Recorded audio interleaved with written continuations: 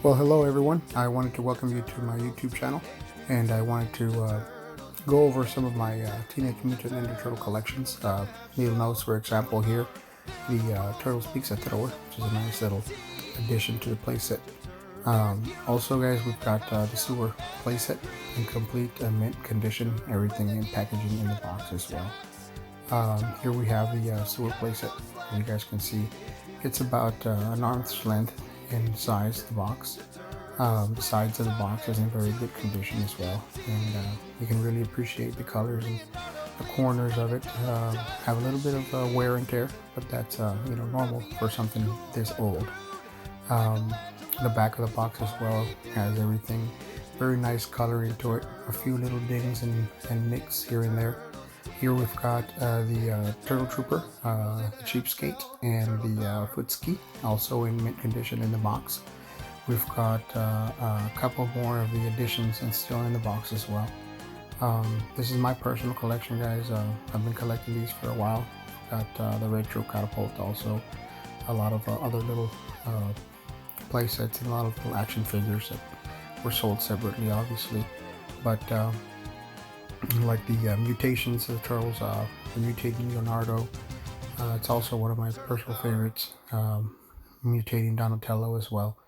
Lots of action, lots of complex little hinges and pieces. The Turtle Blimp, the box is a little bit messed up, but still in fairly good condition.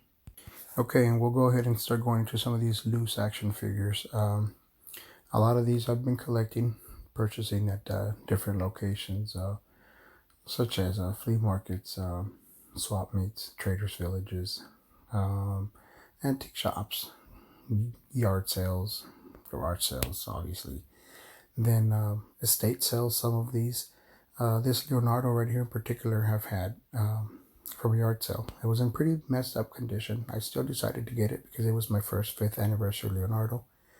Later on I will show you a much bigger, much nicer, much more mint condition Leonardo 5th anniversary action figure. Very, very collectible.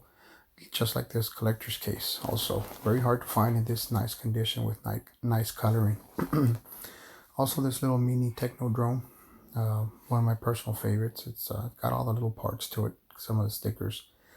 Movie star mic, very good condition, but the bubbling unfortunately is not in mint condition. I do have some other mint condition action figures from the Turtles still in the packaging, so I'll be going over those in a little while. A lot of these loose action figures, again, like I was letting you all know, I've been collecting for a while, several years, different states.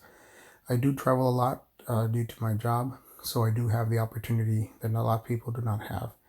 We'll go a little bit more into that, but first, this box here was gifted to me by one of my family members, and it's in rough shape, but it's still very good. This is what I use to keep a lot of my turtles in. As you can see, I've run out of space inside the box, so I'll need to expand my my storage bins for it. But anyway, so back to what I was saying. Due to my job, I do get to travel a lot throughout the U.S., Pennsylvania, West Virginia, Ohio, Arkansas, Illinois, Kentucky, Tennessee, Arkansas, Texas, Oklahoma, New Mexico. So Colorado, I do get to have a lot of picking going on. So I do travel a lot, and every chance I get a day off or something, I'll go out and, hunt for these little guys. There's little small action figures, doesn't mean no problem if they're missing an arm or a leg or a head or whatever. I always just pick them up if they're at a decent price, and I use it to trade with one or another of these action figures. If somebody's losing a right arm and I have another one that's missing a left arm, hey, you know what? That one gets scavenged and complete the other one. So don't get discouraged if you find an action figure that has a missing part. Go ahead and just pick it up if it's at a good, decent price, and use it to complete some of your other action figures that are missing some of the parts. There's no problem in that. Most of these are complete. Some of these, like Mondo Gecko, some of my favorite ones, because they're just hard to come by. Even more so if they're in the box, obviously. But loose action figures like these, you could very easily just go online, such as eBay, and just purchase them there. But that kind of loses the fun factor, the fun of the hunt.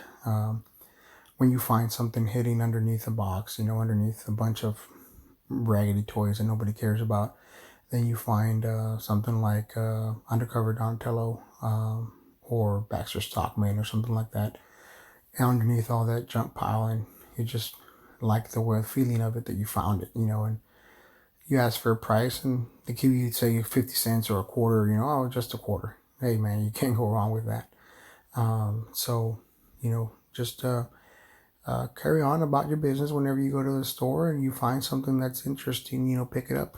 A lot of Goodwills also. I'll go to Goodwills, believe it or not, and every once in a while somebody will donate, a box full of them, and that's a jackpot to me. That's something that doesn't very it's not very common for it to happen, but it has happened in the past. So just think about that whenever you guys are out thrift shopping or whatever. I do it for the collectors find, something that's collectible that somebody else just thought it was junk and threw it away or donated it or whatever the case may be. And I love having little finds like that.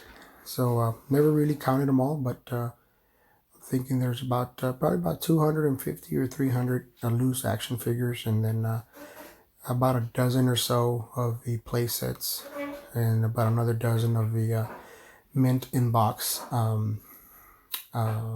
action sets. Here I have very special 4 that I like from the Star Trek version. These are Leonardo, Raphael, and Michelangelo and Donatello, obviously, but they're dressed as the Star Trek action figures, and I keep these very, very well protected to keep them from getting scruffed up from the other ones and getting scratched up. So that's just something that I like to do to avoid them getting damaged as much as possible, getting dust on or getting, bugs on them or whatever. Here are some of my favorite ones. The packaged Casey Jones packaged metalhead, still in the box, still in the bubble, unpunched card, very hard to come by. This is Movie Splinter. He has a little bit of damage to the bubble, but still in very good condition. Unpunched, perfectly mint condition Raphael. Very hard to come by. A little bit of yellowing to the bubble, but other than that, perfect conditions. This is what I was talking to you guys about, Leonardo. We'll come back to him in a minute. But here's another unpunched Leonardo, still in the box, or the bubble. So this Leonardo, guys, is very special. He's the 5th anniversary. He's got a serial number, mint condition, perfect box. Well, I appreciate you guys' time. Thank you for watching, and have yourself a good day.